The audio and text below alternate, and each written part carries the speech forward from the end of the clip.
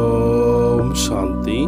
முரளி தேதி 28/6/2026, ரிவைஸ் 30/11/2010 அவ்யக்த பாப்தாதா கூறிய மகா வாக்கியங்கள். இன்றைய முரளியின் தலைப்பு, ஒவ்வொரு மணி நேரமும் 5 சொரூபங்களினுடைய பயிற்சியை செய்து மனதை சக்திசாலியானதாக ஆக்குங்கள். பாபாதான் தன்னுடைய உலகம் என்றால் தன்னுடைய சன்ஸ்காரங்களையும் பாபாவுக்கு சமமானதாக நீங்கள் ஆக்குங்கள். இன்று பாப்தாதா ஒரே தேசத்தை சேர்ந்த அனைத்து குழந்தைகளையும் சந்திக்க வந்திருக்கின்றார். அதுதான் உங்கள் அனைவருடைய உண்மையான தேசம். அந்த ஒரு தேசம் எத்தனை இனிமையானது என்று உங்களுக்கு தெரியும் தானே. பாப்தாதாவும் அந்த தேசத்திலிருந்து தான் அனைத்து குழந்தைகளையும் சந்திப்பதற்காக வந்திருக்கின்றார். குழந்தைகளுக்கு தந்தையை சந்திப்பதில் மகிழ்ச்சி, தந்தைக்கு குழந்தைகளை சந்திப்பதில் மகிழ்ச்சி என்று பாப்தாதா குழந்தைகளின் அனைத்து ரூபங்களையும், விசேஷமாக 5 ரூபங்களை பார்த்து கொண்டு இருக்கின்றார். அதனால்தான் 5 முகங்களை கொண்ட பிரம்மா பற்றிய பாடல்களும் உள்ளன. உங்களுடைய 5 ரூபங்களையும் நீங்கள் அறிவீர்கள் தானே. முதலாவது அனைவருடைய ஜோதி பிந்து சுரூபம்.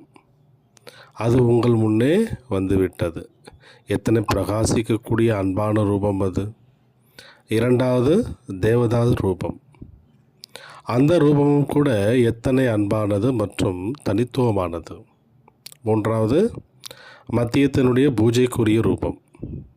நான்காவது சங்கமயுக பிராமண ரூபம். அதுவும் கூட எத்தனை மகத்துவமானது.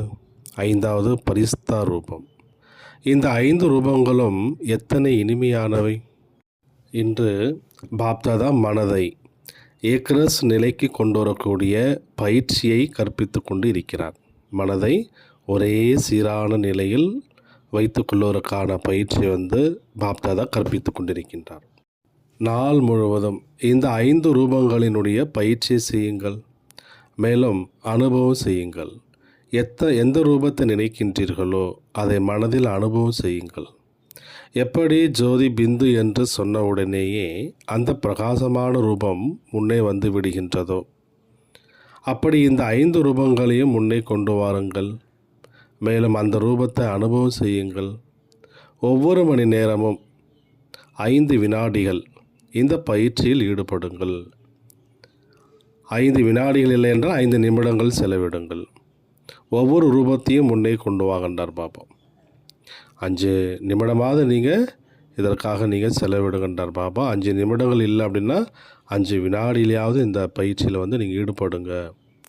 ஒவ்வொரு ரூபத்தையும் முன்னே கொண்டு வாங்க, அனுபவம் செய்யுங்க.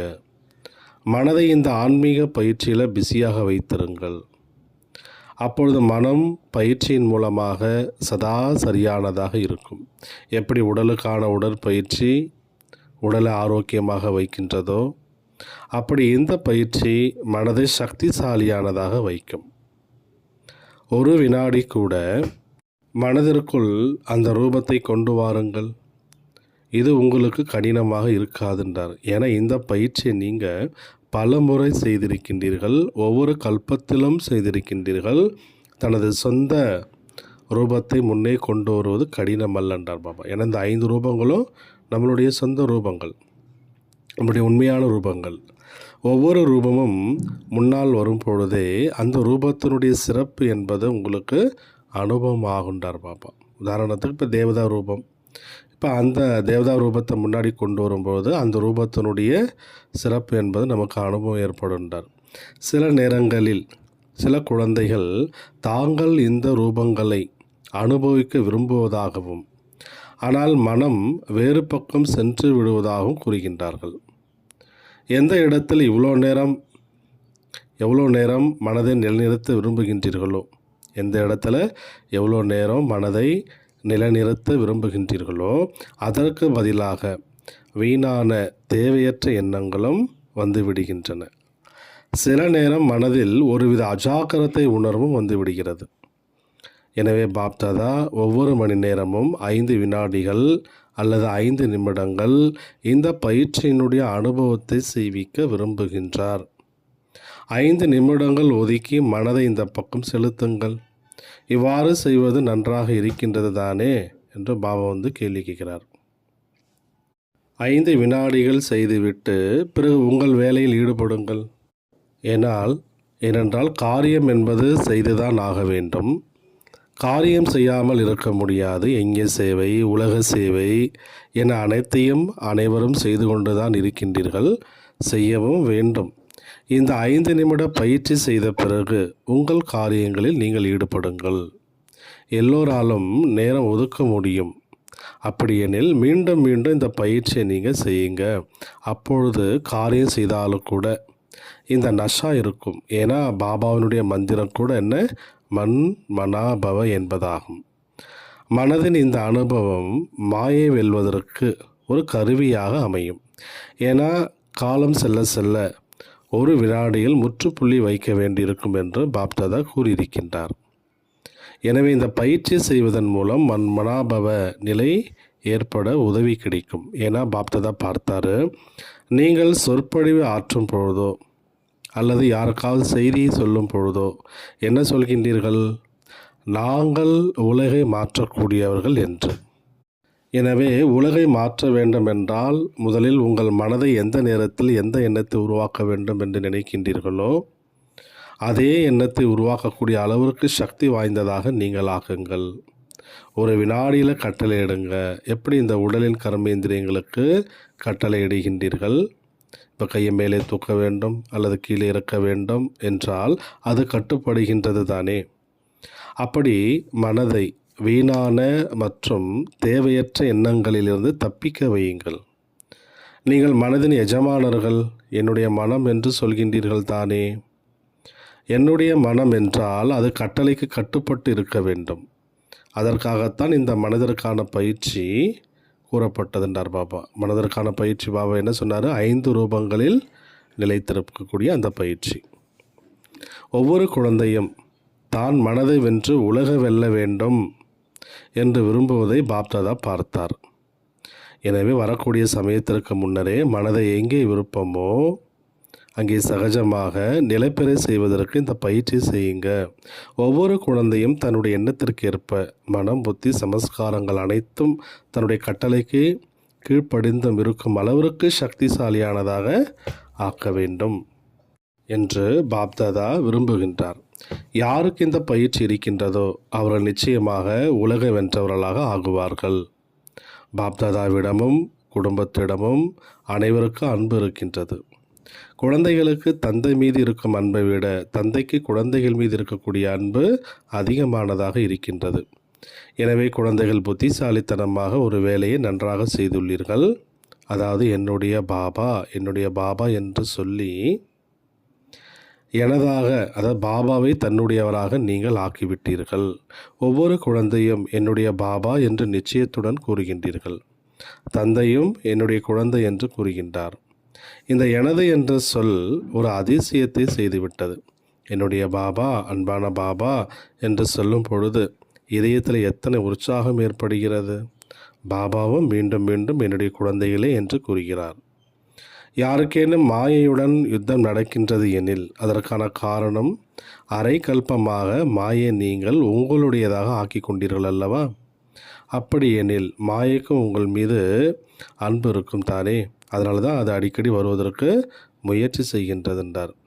ஆனால் யார் மனதார என்னுடைய பாபா என்று சொல்கின்றார்களோ அவர்களுக்கு தந்தையினுடைய சகயோகம் என்பது கிடைக்கிறது.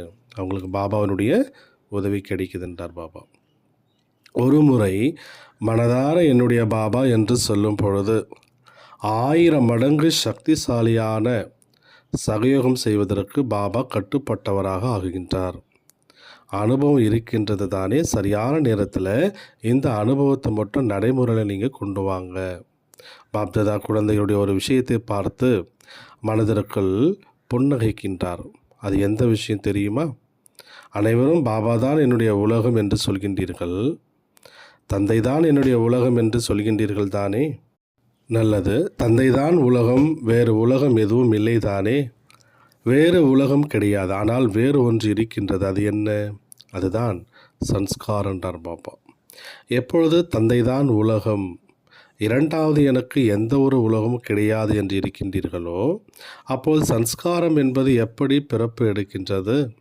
தற்போது பாப்தாதா காலத்தின் தேவைக்கு ஏற்ப சன்ஸ்காரம் என்ற வார்த்தையை நீக்க விரும்புகின்றார்.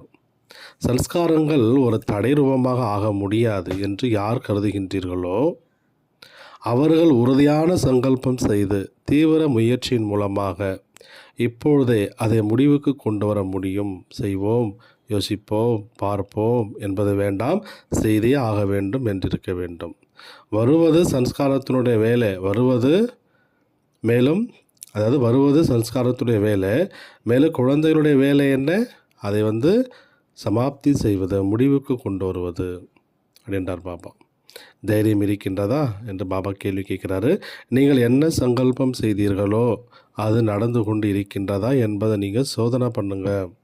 நான் என்ன சங்கல்பம் செய்திருக்கின்றேனோ அதை நான் ப்ராக்டிக்கலாக நடைமுறையில் கொண்டு வந்திருக்கின்றேனா என்று செக் பண்ணுங்க. பாபா சொன்னார், தந்தையின் காரியம் லட்சியத்தை கொடுப்பது. மேலும் குழந்தைகளுடைய காரியம் என்ன? தந்தை என்ன சொல்கின்றாரோ அதை செய்தே ஆக வேண்டும் என்பது. இப்போ பாபா சொன்னார், அதை பாபா லட்சியத்தை கொடுத்தார் அப்படின்னா குழந்தையுடைய காரியம் என்ன? அது செய்தே ஆக வேண்டும். இவ்வாறு யார் புரிந்துள்ளீர்கள்? அவர்கள் இதற்கான தேதியை முடிவு செய்கின்றார். எதற்கான தேதி? சன்ஸ்காரங்கள் மீது வெற்றி பெறுவதற்கான தேதியை. பக்தர்கள் பார்த்தீங்கன்னா சிவராத்திரியை கொண்டாட ஒரு தேதியை முடிவு செய்வது போல் நீங்களும் இதற்கான ஒரு தேதியை முடிவு செய்யுங்க. அனைவருக்கும் சேர்த்து ஒரு தேதியை முடிவு செய்ய முடியாவிட்டாலும் ஒவ்வொருவரும் தனக்கென ஒரு தேதியை முடிவு செய்ய முடியும் தானே. தேதியை முடிவு செய்து விட்டீர்கள் தானே, அதை பாப்தாதாவிற்கு நீங்கள் எழுதி கொடுங்கன்றார் பாபா. பாப்தாதாவும் கூட குழந்தைகளுக்கு பரீட்சையில் தேர்ச்சி பெறுவதற்கான தைரியத்தை கொடுப்பார் தானே. பின்னர் ஆகா குழந்தைகளே ஆகா என்ற பாடல்கள் பாடப்படும். யார் சங்கல்பம் செய்து அதன்படி நடைமுறையில் செயல்படுகின்றார்களோ அவர்களுக்கு ஒரு விழா கொண்டாடப்படும். ஏன்னா வித்தியாசம் தெரியத்தானே செய்யும். தேதியை முடிவு செய்பவர்கள் முன்னேறுவதில் நெருக்கமானவர்களாக மாறுவார்கள். அந்த மாற்றம் தெரிய தொடங்கும். யாருடைய நிலை தேதிக்கேற்ப முழுமை அடைகின்றதோ அவர்களுக்கு பாப்தாதா விழா கொண்டாடுவார். உள்ளுக்குள் மாற்றம் செய்பவர்களை பார்ப்பவர்களும் அதை உறுதிப்படுத்துவார்கள். ஏன்னா நீங்கள் அவர்களுடைய தொடர்பில் வருவீர்கள் தானே. சன்ஸ்காரம் என்பது யாருடைய தொடர்பிலாவது வரும் பொழுது வெளிப்படத்தானே செய்யும். ஏன்னா நான் மாஸ்டர் சர்வசக்திவான் என்ற தூய்மையான நஷா ஒவ்வொரு குழந்தையிடமும் இருப்பதை பாப்தாதா பார்த்தார். நீங்கள் மாஸ்டர் தானே. எப்பொழுது சர்வசக்திவானாக இருக்கின்றீர்களோ அப்பொழுது செய்யக்கூடிய சங்கல்பம் பூர்த்தியாக வேண்டும். இதுவும் கூட சக்தி தானே. நல்லது. இன்று முதல் முறையாக வந்திருப்பவர்கள் எழுந்து நில்லுங்கள். லாஸ்ட்டாக வந்திருந்தாலும் கூட நீங்கள் பாஸ்ட்டாக சென்று ஃபஸ்ட்டில் நீங்கள் வாங்க. முதல் நம்பரில் வாருங்கள். முதலிடம் மட்டுமல்ல, முதல் தரமான முறையில் முதலிடம் பிடியுங்கள். அது சாத்தியம்தான். எனவே நீங்கள் எந்த மையத்திலிருந்து, எந்த சென்டரிலிருந்து வந்தீர்களோ அந்த சென்டரில் உங்களுடைய இந்த உறுதிமொழியை மீண்டும் மீண்டும் நினைவில் கொள்ளுங்கள். இது சாத்தியமே, அசாத்தியமானது அல்ல. சாத்தியம்தான், ஆனால் அதற்கு இரட்டிப்பு கவனம் தேவென்றார் பாபா. நீங்கள் கடைசியாக முதலிடம் பிடித்து காட்டினால் அந்த சென்டரில் உங்களுடைய தீவிர முயற்சியின் தினமாக அதை கொண்டாடுவார்கள், விழா எடுப்பார்கள். மிக விரைவில் தந்தைக்கு சமமாக ஆகியே காட்ட வேண்டும் என்ற ஆர்வம் அனைவருடைய இதயத்திலும் இருக்கின்றது. குழந்தைகள் அமிர்த வேளையில் தந்தையிடம் பேசும் பொழுது பாப்தாதா மகிழ்ச்சி அடைகிறார். ஆகா குழந்தைகளே ஆகா. பழைய குழந்தைகளாக இருந்தாலும் சரி, புதியவர்களாக இருந்தாலும் சரி, பாபா ஒவ்வொரு குழந்தைக்கும் தன்னுடைய இதயபூர்வமான ஆசீர்வாதங்களை கொடுக்கின்றார். நீங்கள் எடுத்து வைக்கும் ஒரு அடிக்கு ஈடாக பாபா 1000 அடிகள் உதவி செய்வார். ஏன்னா இப்பொழுது காலத்தின் மாற்றம் மிக தீவிர வேகத்தில் சென்று கொண்டிருக்கின்றது. சேவைக்கான டர்ன் டெல்லி மற்றும் ஆக்ரா மண்டலத்திற்குரியது. டெல்லி ஆரம்பத்திலிருந்தே சேவையில் புது புது விஷயங்களை செய்து வருகிறது என்று பாப்தாதா கேள்விப்பட்டார். செய்திருக்கின்றீர்கள் தானே. டெல்லி செய்திருக்கின்றது. எனவே இப்பொழுது சேவையில் ஏதேனும் புதிய கண்டுபிடிப்புகளை உருவாக்குங்க. இப்போ நடந்து கொண்டிருக்கும் சேவையின் முறைகளும் நன்றாகத்தான் இருக்குது. ஆனால் இத்தகைய நிகழ்ச்சிகள் நீண்ட காலமாக நடந்து வருகின்றன. இப்போது ஏதேனும் ஒரு புதிய விஷயத்தை நீங்கள் கொண்டு வாங்க. அது சேவை செய்பவர்களுக்கு புதிய ஆர்வத்தையும் புதிய உற்சாகத்தையும் தர வேண்டும். செய்வீர்கள் தானே? நல்லது. அனைவரும் உற்சாகத்தில் கொண்டு வந்து அனைவரையும் அதில் பிஸி ஆக்குங்கள். இத்தகைய பெரிய நிகழ்ச்சிகளில் சொற்பொழிவு ஆற்றுபவர்கள் என்னவோ பிஸியாகி விடுகின்றார்கள். ஆனால் மற்றவர்கள் வெறும் துணையாக மட்டுமே இருக்கின்றார்கள். அதுவும் அவசியம்தான்.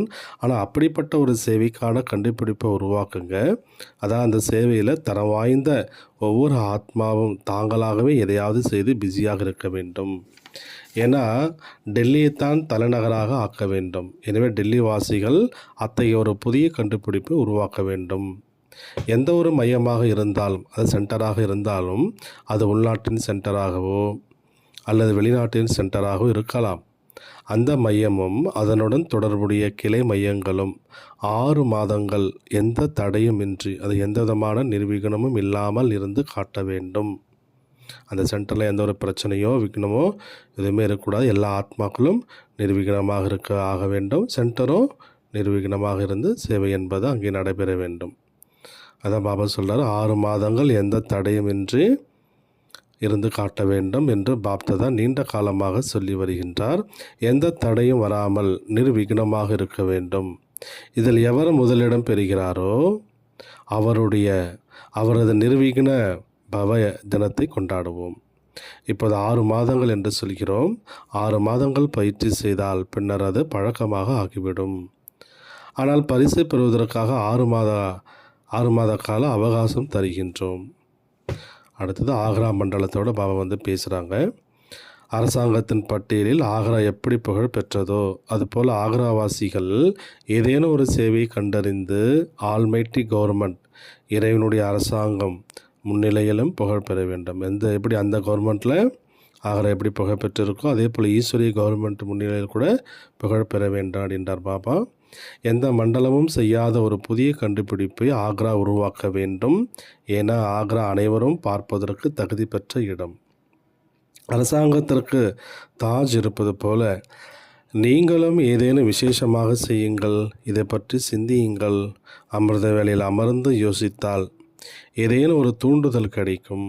பாப்தாதா அனைத்து குழந்தைகளிடமும் இதையே கூறுகிறார். அதாவது இப்போது ஏதேனும் ஒரு புதுமையை நீங்கள் கொண்டு வாங்க.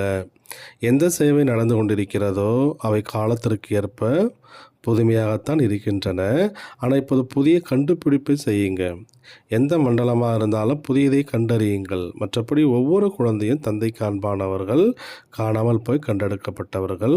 நீங்கள் எப்பொழுதும் பறந்து கொண்டே இருக்க வேண்டும், மற்றவர்களையும் பறக்க வைக்க வேண்டும் என்பதுதான் பாபாவினுடைய விருப்பமாகும். நல்லது. நாலாபுறங்களிலும் உள்ள குழந்தைகள் தந்தையின் இதயத்திற்கு நெருக்கமானவர்கள். ஒவ்வொரு குழந்தையும் நாம் தீவிர புருஷார்த்தி ஆகி பாபாவை உலகிற்கு வெளிப்படுத்த வேண்டும் என்ற லட்சியத்தை மீண்டும் மீண்டும் நினைவில் கொண்டு வர வேண்டும். அனைவருடைய இதயமும் என்னுடைய அப்பா வந்துவிட்டார், எனது பாபா வந்துவிட்டார் என்று சொல்ல வேண்டும் என்ற அத்தகைய ஆர்வம் மற்றும் உற்சாகம் கொண்ட சங்கல்பம் இப்பொழுது பாப்தாதாவை வந்தடைகின்றது. இந்த ஆர்வம் மற்றும் உற்சாகம் பெரும்பான்மையானவர்களின் இதயத்தில் வந்துவிட்டது. அனைவருக்கும் மிக விரைவாக இந்த செய்தியை சென்றடைய செய்ய வேண்டும். யாரும் வஞ்சிக்கப்படக்கூடாது என்பதுதான் பாப்தாதாவினுடைய ஆசை. அனைவரும் ஏதோ ஒரு ஆஸ்தியை பெறட்டும். ஜீவன் முக்தி இல்லை என்றாலும் அன்பின் மூலம் முக்தி என்ற ஆஸ்தியாவது பெறட்டும் என தந்தை அனைவருக்கும் ஆஸ்தி வழங்க விரும்புகின்றார். நீங்கள் எத்தனை பேருக்கு ஆஸ்தி பெற்று தருகின்றீர்களோ அந்த அளவிற்கு உங்களுக்கும் உங்களுடைய ராஜ்யத்தில் ராஜ அதிகாரி என்ற ஆஸ்தி என்பது கிடைக்கும். அனைத்து திசைகளிலும் உள்ள ஒவ்வொரு குழந்தையும் பாப்தாதாவின் அளவற்ற அன்பையும் ஆசீர்வாதங்களையும் ஏற்றுக்கொள்ளுங்கள். வரதானம்: தியாகம் மற்றும் தபஸ்யாவின் மூலம் சேவையில் வெற்றி பெறக்கூடிய, மேலும் அனைவருக்கும் நன்மை செய்யக்கூடியவர் ஆகுக. தியாகம் மற்றும் தபஸ்யாவின் மூலம் சேவையில் வெற்றி பெறக்கூடிய, மேலும் அனைவருக்கும் நன்மை செய்யக்கூடியவர் ஆகுக. விளக்கம்: பௌதீக நெருப்பு எப்படி தூரத்திலிருந்தே தன்னுடைய அனுபவத்தை சேவிக்கின்றதோ அதுபோல உங்களுடைய தபஸ்யா மற்றும் தியாகத்தினுடைய ஜொலிப்பு தூரத்திலிருந்தே அனைவரையும் கவர வேண்டும்.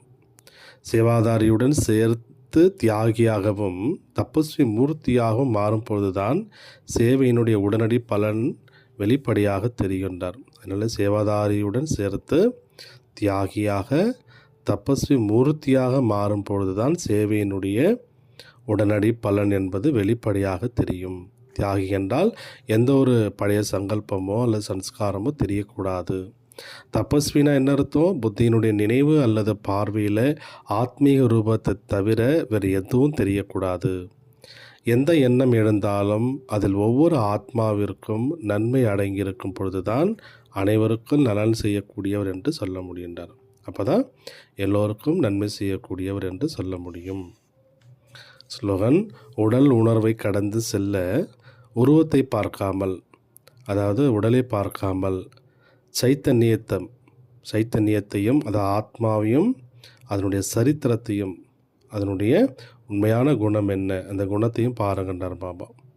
உடல் உணர்வை கடந்து செல்ல உடலை பார்க்காமல் ஆத்மாவையும் ஆத்மாவினுடைய அந்த இயற்கையான குணங்களையும் பாருங்கள். அவைத்த சமிங்கை: சதா மகிழ்ச்சியாக இருக்கணும்னா தங்களுடைய சுபாவத்தை சரளமானதாக ஆக்கிக் கொள்ளுங்கள். சகிப்புத்தன்மை உடையவராக ஆகுங்கள். நீங்கள் அனைவரும் மாஸ்டர் உலகத்தை உருவாக்கக்கூடியவர் ஆகுவீர்கள். இந்த நினைவின் மூலம் பணிவு என்ற குணம் மிக எளிதாக வந்துவிடும். மேலே எங்கே பணிவு, அதாவது சரளத்தன்மை என்பது இயற்கையான ரூபத்தில் இருக்கின்றதோ அங்கே மற்ற குணங்களும் தானாகவே வந்துவிடும். எனவே எப்பொழுதும் இந்த நினைவு ரூபத்தில் நிலைத்து நின்று பின்னர் ஒவ்வொரு சங்கல்பம் அல்லது செயலை செய்யுங்கள். அப்போது எதிர்கொள்ள வரும் சிறிய விஷயங்கள் அனைத்தும் ஒரு பெரியவர் முன்னால் சிறு குழந்தைகள் விளையாடும் விளையாட்டைப் போல தோன்றும். அது உங்கள் மீது எந்த தாக்கத்தையும் ஏற்படுத்தாது. அதனால் எந்த ஒரு நினைவில் இருக்கணுன்றார் பாபா. நான் மாஸ்டர் உலகத்தை உருவாக்கக்கூடியவன். இந்த நினைவின் மூலம் பணிவு என்ற குணம் எளிதாக வந்துவிடும்ன்றார் பாபா. நல்லது. ஓம் சாந்தி.